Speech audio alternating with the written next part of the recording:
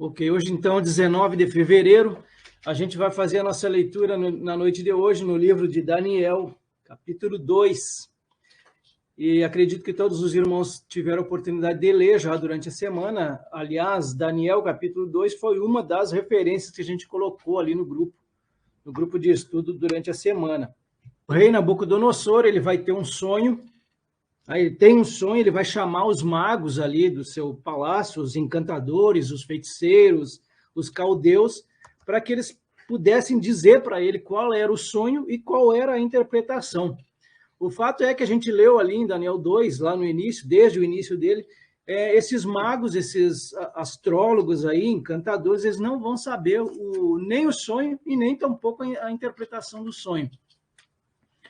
Então, o que acontece? O rei, então, vai ordenar a morte, todos eles, porque eles não puderam identificar aquele sonho. Inclusive Daniel, que seria um dos sábios do palácio ali, ele também iria morrer com esse decreto do rei, tanto ele quanto os seus companheiros. Mas aí Daniel ele vai conversar com os seus amigos ali, eles vão orar a Deus e Deus vai revelar o mistério para ele durante a noite, uma visão durante a noite, isso aí a gente viu, tá?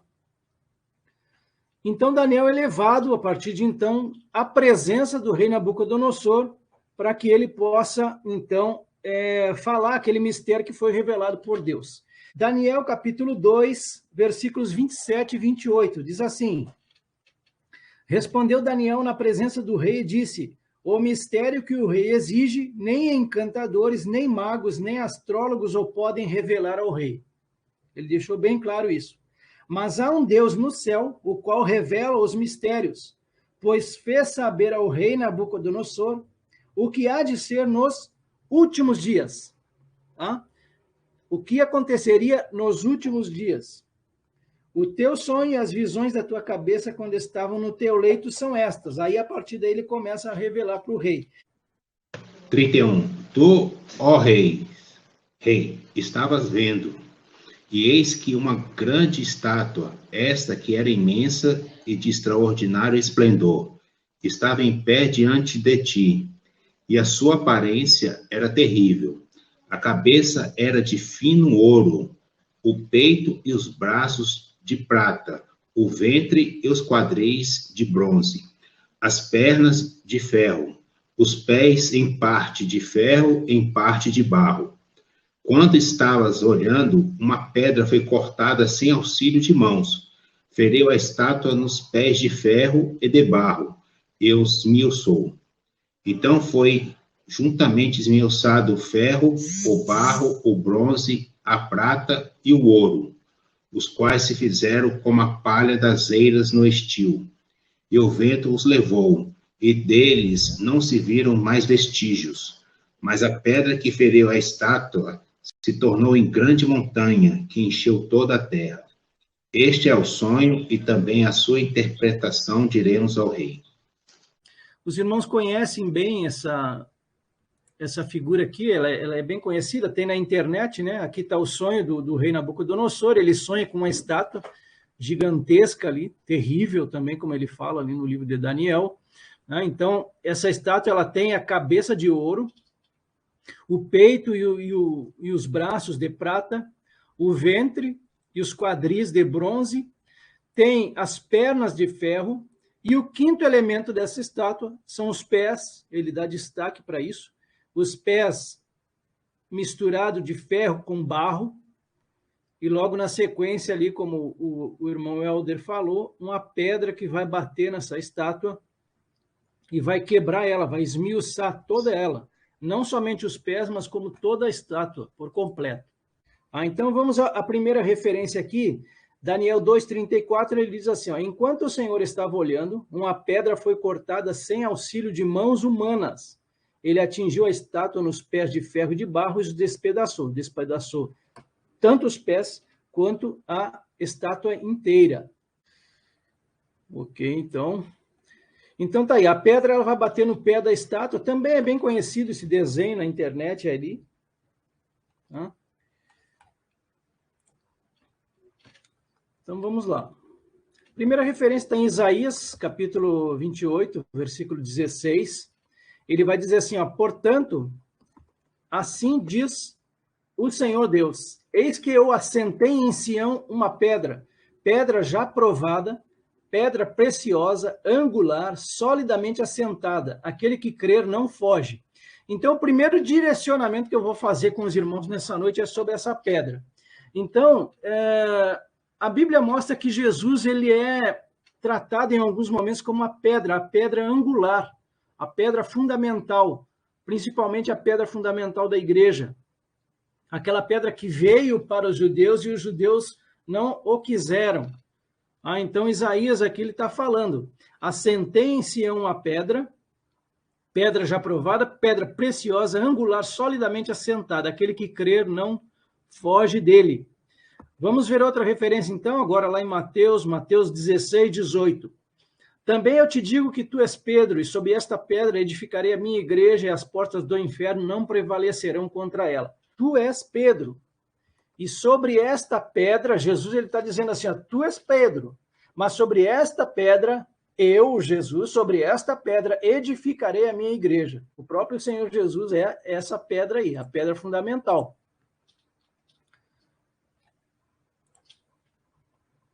O salmista vai dizer lá no Salmo 118, 22, a pedra que os construtores rejeitaram, essa veio ser a principal pedra angular. Também apontando já para Jesus. Esse Salmo 118 fala da alegria dos justos pelo Salvador. Então, ele aponta, de fato, para Jesus. Tomai conhecimento, vós todos e todo o povo de Israel, de que em nome de Jesus Cristo Nazareno, a quem vós crucificastes, e a quem Deus ressuscitou dentre os mortos, sim, em seu nome é que este está curado perante vós, o coxo. Este Jesus é pedra rejeitada por vós, os construtores, a qual se tornou a pedra angular. Aqui, então, Pedro e João eles estão afirmando que Jesus era a pedra angular que foi rejeitada por eles, pelos próprios judeus, que seriam aqui, ele chama de os construtores, a qual se tornou a pedra angular. Então está aqui, ó, Atos capítulo 4, versículo 11, este Jesus é a pedra por vós, os construtores, que foi rejeitada. Lá em 1 Pedro também ele vai falar sobre isso, nós vamos falar um pouquinho. 1 Pedro capítulo 2, pois isso está na Escritura, eis que ponho em Sião uma pedra angular, eleita e preciosa, e quem nela crer não será de modo algum envergonhado. Ele repete aquelas frases ali, lá dos Salmos. Para vós outros, portanto, os que credes, é a preciosidade. Então, para nós, Jesus é essa pedra preciosa. Mas para os descrentes, a pedra que os construtores rejeitaram. Essa veio a ser a principal pedra angular. E pedra de tropeço e rocha de ofensa. São estes os que tropeçam na palavra, sendo desobedientes para os que também foram postos. Então, Pedro, ele confirma aquilo que já havia sido falado de Jesus. Então, a pedra não era Pedro, a pedra era o próprio Cristo. E Efésios também, ele vai exatamente representar isso. Ele vai falar para nós, lá, Paulo escrevendo aos Efésios, sobre o firme fundamento. E aí ele vai dizer, ó, assim já não sois estrangeiros e peregrinos, mas concidadãos dos santos e sois da família de Deus, edificados sobre o fundamento dos apóstolos e profetas, sendo ele mesmo, Cristo Jesus, a pedra angular. Ele vai falar, no qual todo edifício bem ajustado cresce para santuário dedicado ao Senhor, no qual também vós juntamente estáis edificados para a habitação de Deus no Espírito. Então, esse edifício, essa pedra angular, ela foi colocada em nós também como edifícios, habitação do Espírito Santo. Essa pedra cortada sem auxílio de mãos humanas, ela vai atingir a estátua nos pés de ferro de barro e vai despedaçar. E por que eu estou direcionando os irmãos justamente para Jesus? Tá? Porque a maioria dos estudiosos a respeito disso entende que ele seria essa pedra que atinge a estátua. Versículo 35, tá? Daniel 2:35. O ferro, o barro, o bronze, a prata e o ouro foram despedaçados no mesmo instante, e se fizeram como a palha das eiras no verão. O vento os levou, e deles não se viu mais nenhum vestígio. Então ele vai dizer ali que tudo aquilo ali, o ferro, o barro, o bronze, a prata e o ouro foram despedaçados no mesmo instante. Então o vento vai levar eles, quer dizer, não vai sobrar nada, não vai sobrar vestígio algum deles, como ele fala aqui. E o vento os levou, e deles não se viu mais nenhum vestígio. Salmo 2, versículos 8 e 9. Aqui o Senhor diz: pede-me, eu te darei as nações por herança e as extremidades da terra por tua possessão. Com vara de ferro as regerá e as despedaçará como um vaso de oleiro. Então aqui eu tenho por mim também, até por conta desse salmo, Salmo 2, ele fala do reinado do ungido de Deus. O Salmo 110, versículos 5 e 6, vai falar o seguinte: o Senhor à tua direita, no dia da sua ira, esmagará os reis. Ele julga entre as nações, enche-as de cadáveres, esmagará cabeças por toda a terra. A pedra que atingiu a estátua se tornou uma grande montanha que encheu toda a terra. Versículo 35, ele fecha o texto desse versículo 35 com isso. Salmo 1, versículo 4, diz que os ímpios são como a palha que o vento dispersa. Então, o que diz Daniel, capítulo 7, versículos 13 e 14? Eu estava olhando nas minhas visões da noite, e eis que vinha com as nuvens do céu, um como o filho do homem, e dirigiu-se ao ancião de dias, e o fizeram chegar até ele. Foi-lhe dado domínio e glória e o reino, para que os povos, nações e homens de todas as línguas o servissem. O seu domínio é domínio eterno, que não passará, e o seu reino jamais será destruído. Isaías capítulo 2, versículos 2 e 3. Aí o profeta diz assim: nos últimos dias acontecerá que o monte da casa do Senhor será estabelecido no cimo dos montes, e se elevará sobre os outeiros, e para ele afluirão todos os povos. Irão muitas nações e dirão: vinde e subimos ao monte do Senhor e à casa do Deus de Jacó, para que nos ensine os seus caminhos e andemos pelas suas veredas, porque de Sião sairá a lei e a palavra do Senhor de Jerusalém. Isaías capítulo 11, versículo 9. Não se fará mal nem dano algum em todo o meu santo monte, porque a terra se encherá do conhecimento do Senhor, como as águas cobrem o mar. Zacarias capítulo 14, versículo 9. O Senhor será rei sobre toda a terra. O Senhor será rei sobre toda a terra. Naquele dia, um só será o Senhor, e um só será o seu nome. E vejam que ele diz assim no versículo 36, este é o sonho e também a sua interpretação diremos ao rei. Então, o que Daniel fez aí? Ele falou qual era o sonho, ele disse, olha rei, o sonho é esse, tu sonhou com uma estátua, ela tinha cabeça de ouro, o peito de prata, os braços ali de prata também, o ventre, a barriga e o quadril de bronze, as pernas de ferro e os pés, que seria o quinto elemento desse sonho do rei, era metade de barro, metade de ferro. Era uma mistura de ferro e barro. O que Daniel vai começar a dizer aí? Versículo 36, como eu falei, ele disse, este é o sonho. Você sonhou com uma estátua.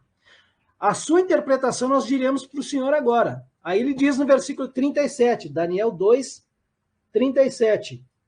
O Senhor, ó Rei, que é Rei de reis, a quem o Deus do céu conferiu o reino, o poder, a força e a glória, em cujas mãos foram entregues os filhos dos homens, onde quer que eles habitem, e os animais do campo e as aves do céu, para que dominassem sobre todos eles. O Senhor, ó Rei, é a cabeça de ouro. Opa! Então agora já temos a primeira, o mistério revelado.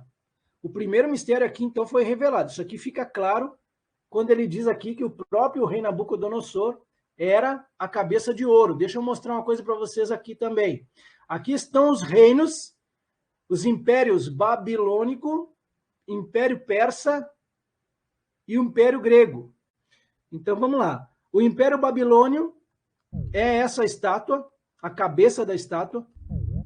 E aí no versículo 30 e 9, ele vai dizer o seguinte: depois do Senhor se levantará outro reino. Versículo 39, ele vai dizer então que depois do Senhor se levantará outro reino inferior ao seu. Então, qual é o reino que veio depois da Babilônia? Vamos ver no mapa? O próximo império, então, é o império, está aqui, ó, o Império Medo-Persa. Tá? Os persas, eles vão derrotar a Babilônia e eles vão conquistar todo esse território aqui que está em amarelo, tá? Que eu pintei aqui, ó. Todo esse território eles vão conquistar. Eles vão conquistar a Babilônia e vão conquistar até aqui um pedaço da Macedônia. Vai ser um império bastante extenso. Mas a gente vai ver que o próximo império, ele foi ainda maior que ele. Ele diz aqui então, ó, e um terceiro reino de bronze que terá domínio sobre toda a terra. E aí aparece o próximo império, que são os gregos. Então ele diz aí no versículo 40 que o quarto reino será forte como ferro, pois o ferro quebra e despedaça tudo. Como o ferro quebra todas as coisas, assim esse reino fará em pedaços e destruirá todos os outros. Então Daniel vai dizer assim lá no versículo 7 do capítulo 7. Depois disto, eu continuava olhando nas visões da noite, e eis aqui o quarto animal, terrível, espantoso e sobremodo forte, o qual tinha grandes dentes de ferro. Ele devorava e fazia em pedaços e pisava aos pés o que sobrava, o que sobejava. Esse animal era diferente de todos os animais que apareceram antes dele e tinha 10 chifres. Nabucodonosor, ele olha, ele tem o sonho de uma estátua. E aqui Daniel, ele está tendo uma visão de animais que representam os mesmos reinos que Nabucodonosor tinha visto. Então vejam esse aqui, atentem para ele. Ele está vendo um animal terrível, espantoso e forte, e tinha dentes de ferro. Então ele era o pior deles, de todos os animais que Daniel havia tido a visão. Este último aqui, esse quarto animal, ele era diferente de todos os outros. Ele era diferente de todos os animais que apareceram antes dele. Ele tinha 10 chifres. Aqui Daniel, ele está falando de 10 chifres. Então procurem associar esse animal de Daniel 7 com esse que nós estamos estudando hoje, que são os pés da estátua. E vamos seguir aqui. Estando eu a observar os chifres, eis que entre eles subiu outro pequeno, diante do qual 3 dos primeiros chifres foram arrancados. Muito bem. Daniel aqui ele está sonhando com o Império Romano. Entendam dessa forma. E esse Império Romano, ele viu que desse império surgiu 10 chifres. E ele continuou observando os chifres, e entre os 10 chifres subiu um outro pequeno, diante do qual 3 dos primeiros chifres foram arrancados. Ou seja, esse chifre que vem desses 10, ele vai derrotar 3 deles. Ok? Esse chifre havia olhos como os de homem e uma boca que falava com insolência.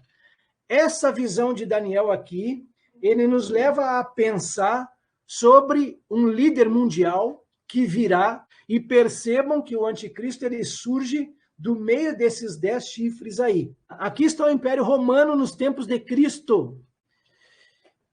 Isso aqui é o Império Romano dividido em um Império Ocidental e Império Oriental. Os romanos eles vão se dividir. Eles vão conquistar, inclusive, a Grã-Bretanha, que seria a Inglaterra hoje. As pernas aí estariam representando o Império dividido, o Império Oriental e o Império Ocidental. Isso aí foi acontecer muitos anos depois de Cristo. Em Daniel 7, 23, ele vai dizer que o quarto animal será o quarto reino na terra, o qual será diferente de todos os reinos, e devorará toda a terra, e a pisará aos pés, e a fará em pedaços. Então ele disse: o quarto animal será um quarto reino na terra, que será diferente de todos os reinos, e devorará toda a terra, e a pisará aos pés, e a fará em pedaços. É exatamente isso que eu acabei de ler aqui. Aí ele vai prosseguir, ó. Os 10 chifres correspondem a 10 reis, que levantarão daquele mesmo reino. Se nós fizermos a associação desses chifres com os 10 dedos dos pés dessa estátua, a gente consegue fazer uma separação disso, uma separação deles. Tá? Então, os 10 chifres correspondem a 10 reis que se levantarão daquele mesmo reino. Opa, então é do reino do Império Romano. Mas a gente sabe, a gente já estudou isso na história, que do Império Romano não se levantou 10 reinos. Não houve ainda 10 reinos que se levantaram desse império. Então, peraí. Então, isso não aconteceu ainda. A gente pode pensar já dessa forma. E aí ele vai continuar. E depois deles se levantará outro, o qual será diferente dos primeiros, e abaterá a 3 reis. Então, novamente, ele está dando a explicação daquilo ali que a gente viu anteriormente. Um rei vai se levantar e vai matar 3 daqueles lá, daqueles 10. E aí ele começa a dizer uma coisa que fica muito clara para nós aqui de quem é esse rei. Olhem só o versículo 25 de Daniel 7. Ele proferirá palavras contra o Altíssimo, magoará os santos do Altíssimo, e cuidará em mudar os tempos e a lei. E os santos lhe serão entregues nas mãos por 1 tempo, 2 tempos e metade de 1 tempo. Mas depois se assentará o tribunal para lhe tirar o domínio, para o destruir e o consumir até o fim. E aqui eu volto novamente para a gente aqui. Ele diz assim, ó, ele vai proferir palavras contra o Altíssimo. Ora, a gente sabe, quando a gente estuda o livro de Apocalipse, a gente vê que quem faz isso é o próprio Anticristo.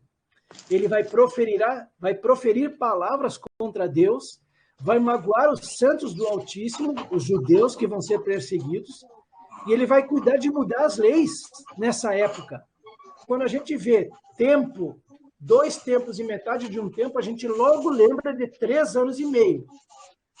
E quando nós estudarmos isso em Apocalipse, a gente vai ver que a grande tribulação são 7 anos, tá? Dividido em 2 tempos. Um tempo seria a tribulação e o outro a grande tribulação. Daniel 7, ele se refere ao anticristo claramente aqui. Versículo 42, a gente já encerra, tá? 42 e 43, e na semana que vem a gente retorna para esses versículos aqui. A gente vai reiniciar nesses 2 aqui. Como os dedos dos pés eram em parte de ferro e em parte de barro, assim por um lado o reino será forte e por outro será frágil. Ok? Muitas pessoas atribuem isso ao Império Romano. Tá? Muitos atribuem a ele. Um pouco forte e um pouco frágil. Vejam que hoje nós estamos apenas iniciando esse estudo de Daniel 2. Semana que vem nós vamos trazer várias referências a respeito disso, várias interpretações a respeito deste reino aí, tá? Então, muitos atribuem ao próprio Império Romano como sendo um reino em parte forte e em parte frágil. Mas lembrem-se que nós estamos falando de 5 partes da estátua.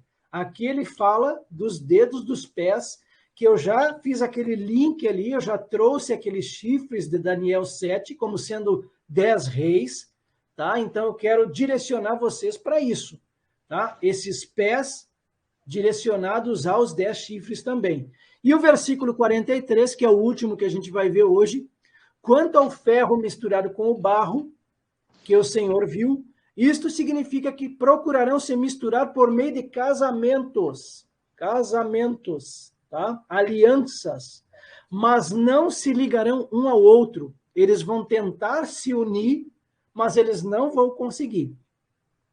A gente vê na história também que os europeus ali já fizeram isso, já tentaram fazer várias alianças e não conseguiram.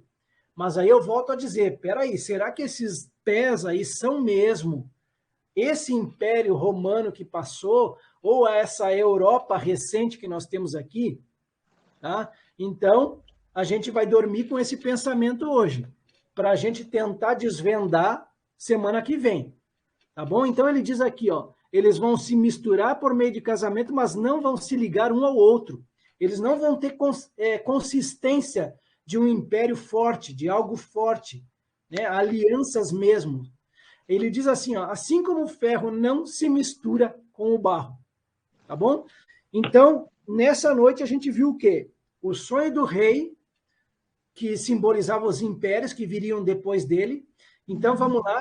A estátua, ela tem 5 partes. A cabeça de ouro, que é o próprio rei Nabucodonosor, simbolizando a Babilônia. Depois do rei vai vir outro império, que é simbolizado por 2 braços e o peito de prata, que a gente viu historicamente isso, que é a Média e a Pérsia.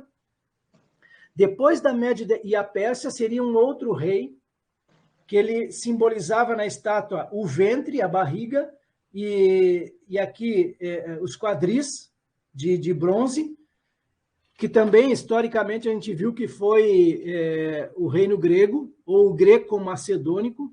Tá? O Alexandre Magno, ele era macedônico. Ele conquista toda a Grécia, e aí, a partir de então, ele vai conquistar o maior império territorial até então, naquela época lá. E o quarto império, que era o mais terrível de todos, a gente viu que é o Império Romano. A gente viu um pouquinho também da pedra que atinge a estátua. A gente falou muito da pedra como sendo Cristo, tá bom? Então, esse é um entendimento que também é quase que unanimidade em todos os autores, os estudiosos. Falamos um pouquinho também sobre a volta de Jesus. Vocês viram que eu provoquei bastante vocês hoje, com bastante conteúdo, bastante teologia em cima da gente hoje. Provoquei essa questão da volta de Jesus. Provoquei também sobre o reino milenial de Cristo, foi uma provocação a respeito disso. E aqui a gente viu também que Daniel, ele tem a visão, né, inspiradora por Deus sobre todo esse sonho e sobre toda a interpretação do sonho. E a gente chega até os pés da estátua ali, que os pés da estátua é o alvo dessa pedra. Então a pedra ele tem como alvo atingir os pés dela. E aí, a partir de então, quando ela atinge os pés da estátua, ela vai se quebrar totalmente e não vai se achar vestígio algum delas. E aqui eu já deixo o primeiro pensamento para vocês nessa semana. Mas espera aí, se a pedra foi Jesus quando ele nasceu, por que o reino dele não foi implantado territorialmente falando? Né? Os reinos continuaram vindo, então não houve essa questão de não ter mais nenhum vestígio de reino. Os reinos continuaram, até hoje, até os nossos dias continuaram. Então, vamos pensar, será que esses pés de barro e ferro não é algo para o futuro? Então, eu deixo esse grande pensamento para os irmãos nessa noite aí, para já irem refletindo, para a semana que vem a gente entrar com tudo nessa questão aí dos dedos dos pés, misturado com ferro e barro. No versículo lido, o 43, a minha referência aqui, é a Bíblia NVTI. Diz assim, você está me ouvindo? Então, está assim o versículo 43. E como viste, o ferro estava misturado com o barro. Aí tem um ponto. Isso quer dizer que se procurará fazer alianças políticas por meio de casamentos. Mas esta união não se firmará, assim como o ferro não se misturará com o barro. Interessante, alianças políticas. E é um momento bastante pontual agora no Brasil. Porque ele está falando aqui de alianças políticas, é exatamente isso. Esses impérios que vêm acontecendo, tudo isso faz parte do mundo político. Tá? E quando o pastor fala sobre essa questão aí de políticas que a NVI traz, é exatamente isso. Ele está falando ali, naqueles pés, de alianças políticas, mas são fracos e fortes ao mesmo tempo, eles não conseguem se unir. Esse tipo de política que, ao meu ver, será no futuro, essa aliança política que vai ser no futuro, alguns desses países que fazem parte desses pés de barro e ferro, alguns deles são fracos, governados talvez até por democracias, e outros serão fortes, ou seja, políticos que são fortes naquele comando dos países, né? Governadores, reis mesmos. Tá? Então, foi muito bem colocado aí pelo pastor Adílio sobre essa questão aí. Nós vamos falar mais disso na próxima semana. Eu só gostaria de fazer uma breve colocação. que esses 4 reinos citados, todos eles dominaram a Terra Santa. Então, o parâmetro é esse aí, porque Israel é o relógio, né? Ele é o relógio do mundo. Houveram outros reinos, mas esses 4 dominaram a Terra Santa. Só isso que eu gostei de deixar. Carlos, boa noite a todos. Entrando na questão da estátua aí, né? Se a gente vai analisar ela, como eu digo assim, por períodos, né? Ali desde Nabucodonosor ali, que seria o primeiro império, né? Depois o Império Grego, depois o Império... Grego não, o persa, né? Depois os gregos, depois os romanos. Na parte de barro e misturado com ferro ali, a gente já vê uma questão, né? Que eu acho que é o que se vive hoje em dia, né? Porque Roma foi o último grande império que teve, né? E depois do que surgiu de lá para cá foram alianças, reinos, assim, esporádicos em alguns lugares. Hoje mesmo existe até hoje as alianças aí dos países, tem a aliança lá dos países europeus, tem isso, tem a OTAN, tem não sei o que mais. Então, tem as nações aí. Então, acho que essa parte aí, eu acho que é o momento que a gente vive. É o momento que a gente vive hoje. Claro que desde aquele período lá, após o Império Romano, assim, a gente vive esse período aí dessa parte do barro misturado com os pés. E essa pedra aí, na realidade, vai ser, se nós analisar assim pelo estudo do Apocalipse aí, é a questão da vinda do reino, da concretização do reino de Jesus, né? Que vai aniquilar todas as nações. Todas as nações vão ter que se prostrar a ele, né? Então, nessa parte final da pedra aí, eu acho que ela descreve muito também né? A vinda de Cristo ali, que as nações todas vão se render a ele e tal. Eu vejo nessa visão aí, nesse sentido. Claro que a gente também contextualiza na questão da igreja, tudo, né? Amém?